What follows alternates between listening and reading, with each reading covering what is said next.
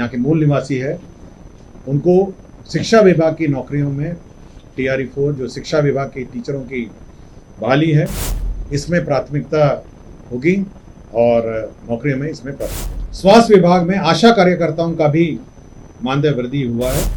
मुख्यमंत्री digital library योजना की स्वीकृति हुई है। आज मंत्रिपरिषद ने 36 एजेंडों पर निर्णय लिया है। 36 एजेंडा। सर्वप्रथम सबसे महत्वपूर्ण एजेंडा जिस पर निर्णय लिया गया वह है बिहार राज्य विद्यालय अध्यापक नियुक्ति स्थानांतरण अनुशासनिक कार्रवाई एवं सेवा शर्त संशोधन नियमावली 2025 की स्वीकृति दी गई है। इसके तहत राज्य के जो निवासी हैं और साथ ही साथ जिन्होंने राज्य में मैट्रिक या अथवा इंटरमीडिएट परीक्षा उत्तीर्ण की है, उनको प्राथमिकता देने का निर्णय लिया है। और इससे जो राज्य में जो हमारे छात्र छात्राएं पढ़ रहे हैं और यहाँ के मूल निवासी है, उनको शिक्षा विभाग की नौकरियों में TRE-4 जो शिक्षा विभाग के टीचरों की बहाली है, इसमें प्राथमिकता होगी और नौकरियों में इसमें प्राथमिकता होगी। दूसरा था माध्यमिक उच्च माध्यमिक विद्यालय में, जहां पर रात्रि प्रहरी कार्यरत है। रात्रि प्रहरी राज्य में 6000 रात्रि प्रहरी कार्यरत है, जिनका वर्तमान मानदेय 5000 रुपये था, इसको बढ़ा के 10,000 रुपये हो गया है। इसके तहत 72 करोड़ रुपए मात्र वृद्धि के पश्चात वार्षिक व्यय भार होगा। राज्य के मध्य विद्यालयों में कार्यरत शारीरिक शिक्षा एवं स्वास्थ्य अनुदेशक, इनका मानदेय में बढ़ोतरी हुई है। ये पहले 8000 रुपये था और 200 वार्षिक वेतन वृद्धि थी। अब इसको 16000 रुपये कर दिया गया है और 400 वार्षिक वृद्धि हो गई है। 16000 हो गया है और 400 रुपये वार्षिक वृद्धि हो गई है। आज के दिन में जो अंशकालिक जो शारीरिक शिक्षा एवं स्वास्थ्य अनुदेशक हैं, वो करीब 2350 लोग। मध्याह्न भोजन में बड़ी संख्या में हमारे सेविक जो रसोइया हैं वो कार्यरत हैं। करीब 2,18,622 लोग कार्यरत हैं। इनके मानदेय में वृद्धि हुई है। पूर्व में 1,650 रुपये प्रतिमाह मिलता था, अब ये 3,300 रुपये ये मानदेय होगा। इसके तहत 252 करोड़ 50,84,000 रुपये संभावित व्यय होंगे 7 महीना, अवशेष 7 महीने। तो इनका वार्षिक जो वृद्धि है 1,650 को बढ़ के 3,300 वार्षिक वृद्धि हुई है। स्वास्थ्य विभाग में आशा कार्यकर्ताओं का भी मानदेय वृद्धि हुआ है। इसमें पहले पूर्व में पारितोषिक रूप में 1,000 रुपये प्रतिमाह दिया जाता था, जिसको बढ़ा के 2,000 हो गया है और इसके अतिरिक्त वृद्धि पर कुल 3,000 प्रतिमाह पारितोषिक रूप में दिए जाने की अब स्वीकृति है। तो पहले 1,000 रुपये देता था मात्र, अब उसको में 2,000 रुपये की अतिरिक्त वृद्धि हुई है, कुल 3,000 रुपये अब उनको देगा। स्वास्थ्य विभाग में रेफरल अस्पतालों, प्राथमिक स्वास्थ्य केंद्र में कार्यरत ममता कार्यकर्ताओं के मानदेय में भी वृद्धि हुई है। इनको प्रोत्साहन राशि पूर्व में 300 रुपये दी जाती थी, इसको बढ़ाकर 600 रुपये कर दिया गया। लोहिया स्वच्छता मिशन, स्वच्छ भारत मिशन ग्रामीण ठोस एवं तरल अपशिष्ट प्रबंधन, यह हमारे ग्रामीण क्षेत्रों में जो सफाई कर्मी हैं उनके मानदेय में भी वृद्धि हुई है। अब उनका मानदेय वृद्धि होकर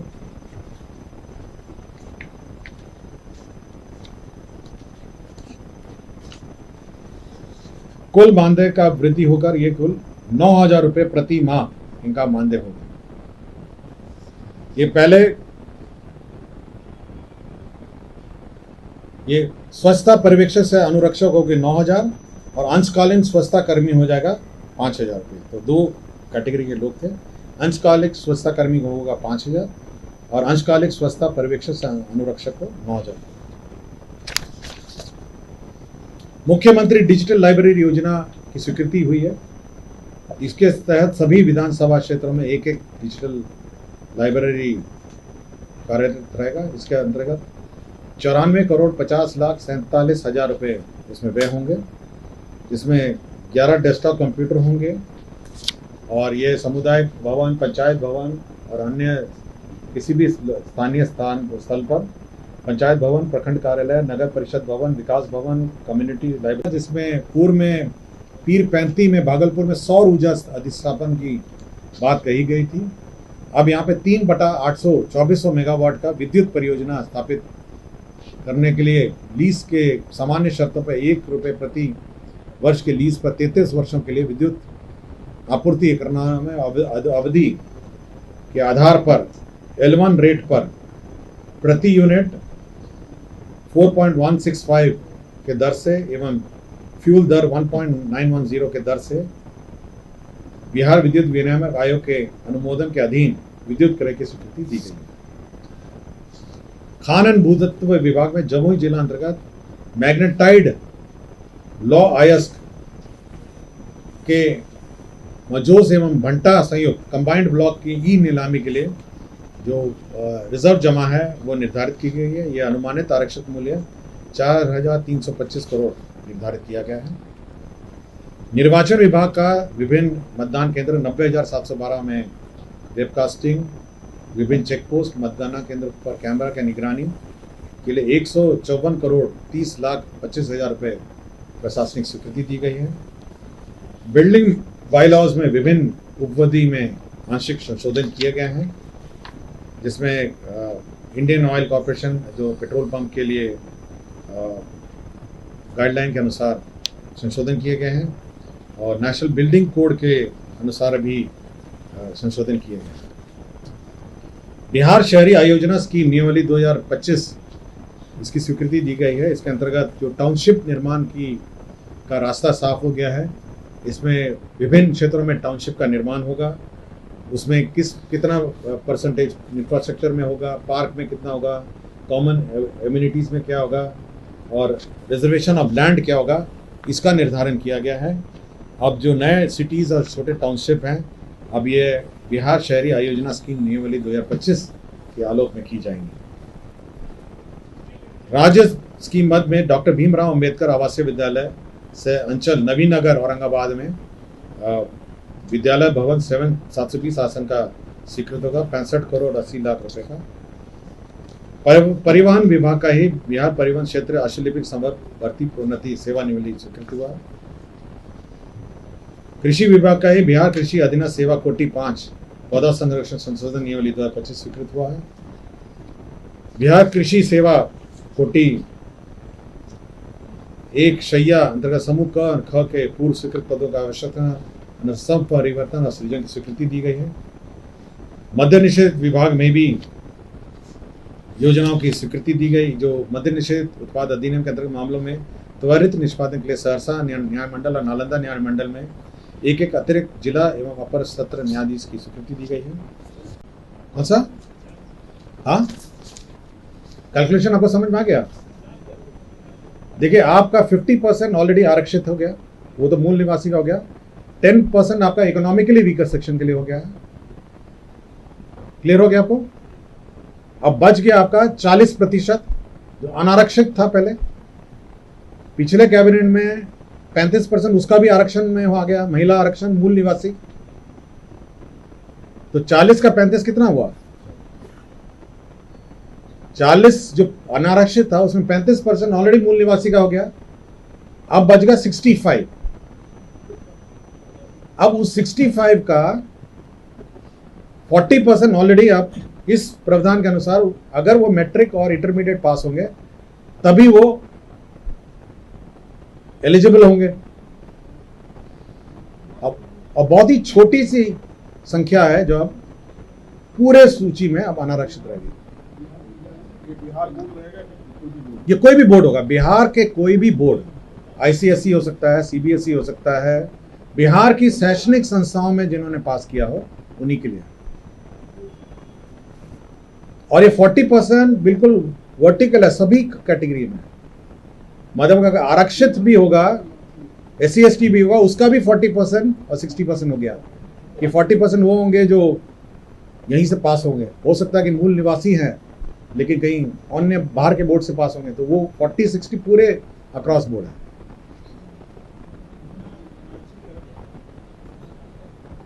% रह गया मोटा मोटी। 40% आपका अनारक्षित हुआ। 40% अनारक्षित में 35% ऑलरेडी महिलाओं का आरक्षण हो गया ना, और वो मूल निवासी वाला आरक्षण बच गया 65। अब उस 65 का 40% आपका आरक्षण हो गया।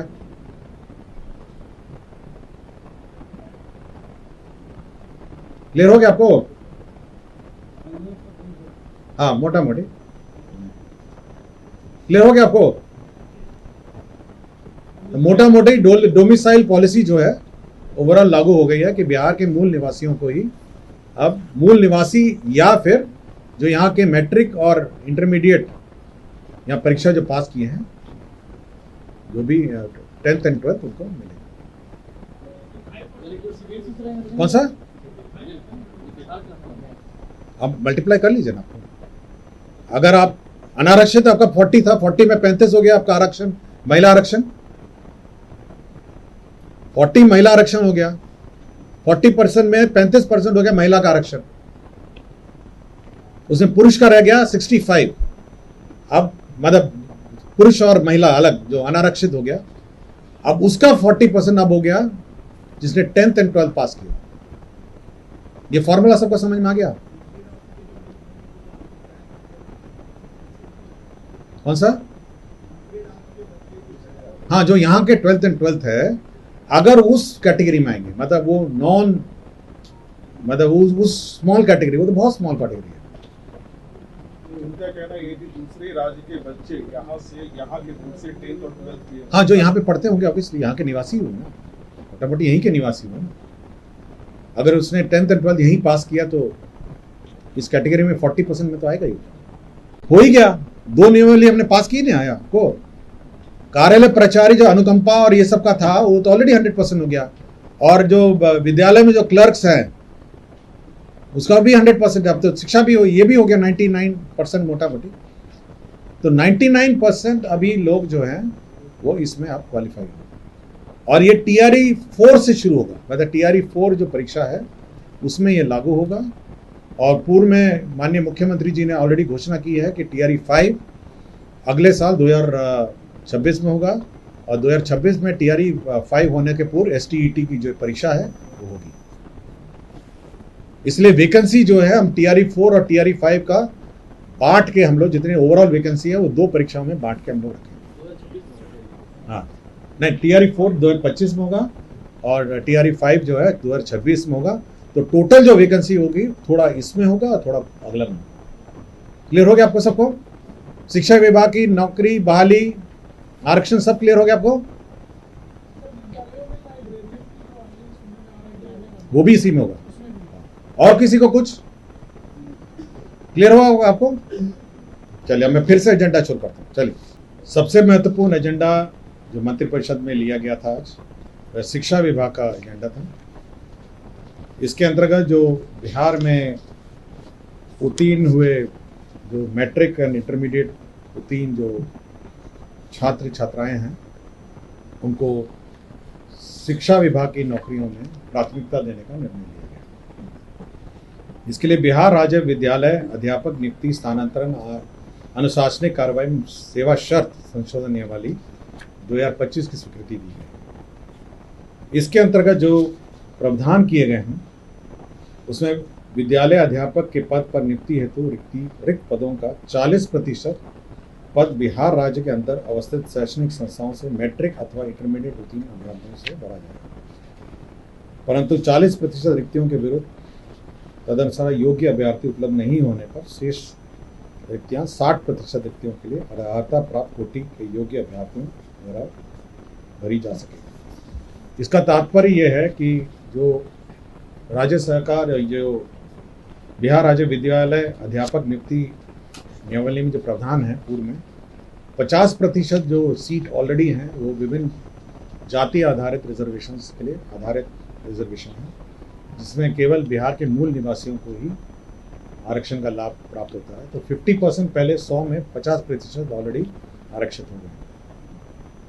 10% जो आरक्षण है वह आपका इकोनॉमिकली वीकर सेक्शन है, वो भी बिहार के मूल निवासियों के लिए है। अर्थात 60% ऑलरेडी आपका 100 में 60% ऑलरेडी आपके बिहार के निवासियों के लिए आरक्षित है। बच गया जो 40% है, उसमें 35% जो है महिलाओं के लिए, बिहार की महिलाओं के लिए आरक्षित है। तो 60 पहले हो गया, उसके बाद 35, जो 40 का जो 35% है वह भी ऑलरेडी बिहार के मूल निवासियों के लिए आरक्षित है। अब जो बच गया है, मतलब जो 40 में 40 का 35 भाग के बाद जो बचा, जो 65 भाग है 40 वाला, अब उसमें 40% जो रिजर्वेशन है वो बिहार के ऐसे स्टूडेंट जो मैट्रिक और अथवा इंटरमीडिएट पास होंगे उनके लिए अब आरक्षित हो जाएगा। तो मोटा मोटी अगर आप देखेंगे टोटल में ऑलमोस्ट आपका 85% से भी ऊपर, 85% से भी ऊपर जो आरक्षण है अब वो बिहार के मूल निवासियों के लिए आरक्षित हो गया है। विभाग में विभिन्न जो डीबीटी योजनाएं हैं उसमें जो रेफरेंस डेट है, आपका स्कॉलरशिप है, यूनिफॉर्म है, आपके साइकिल योजना है, पोशाक योजना है, सभी में जो रेफरेंस डेट है वो सितंबर से घटा के अब 1 अप्रैल से 31 जुलाई तक का रेफरेंस डेट है। पहले 1 अप्रैल से 30 दिसंबर तक 75% अटेंडेंस होना था, उन्हीं को देय था। अब 1 अप्रैल से 31 जुलाई तक का जो डेट है उसमें 75% अगर अटेंडेंस होगा तो देय होगा।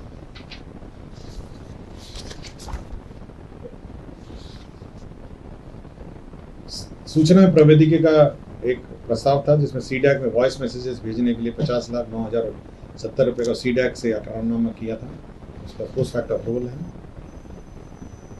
गोपालगंज जिला अंतर्गत जमीन का स्थानांतरण है। बियाड़ा को 32 एकड़ 66 एकड़ 32.66 एकड़ भूमि औद्योगिक क्षेत्र के निर्माण के लिए बियाड़ा को स्थानांतरित किया गया।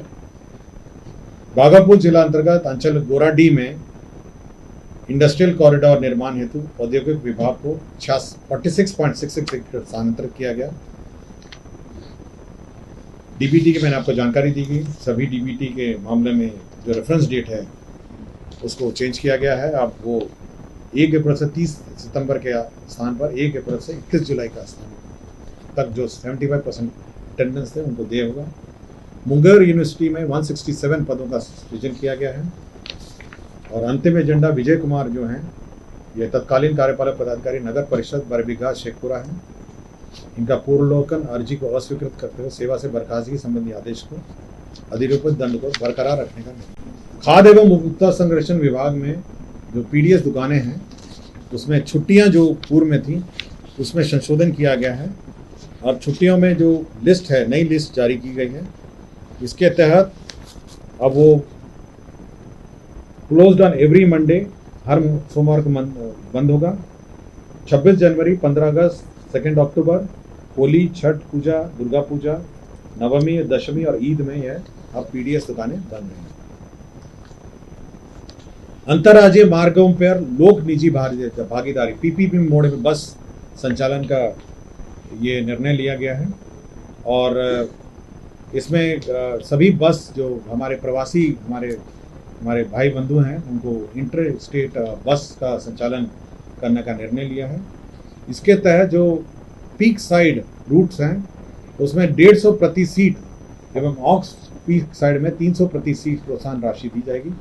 5 वर्षों को यह दी जाएगी और 36 करोड़ 35 लाख रुपए इसमें व्यय होंगे। सो पीपीपी मोड में इंटर स्टेट बस के लिए यह योजना है।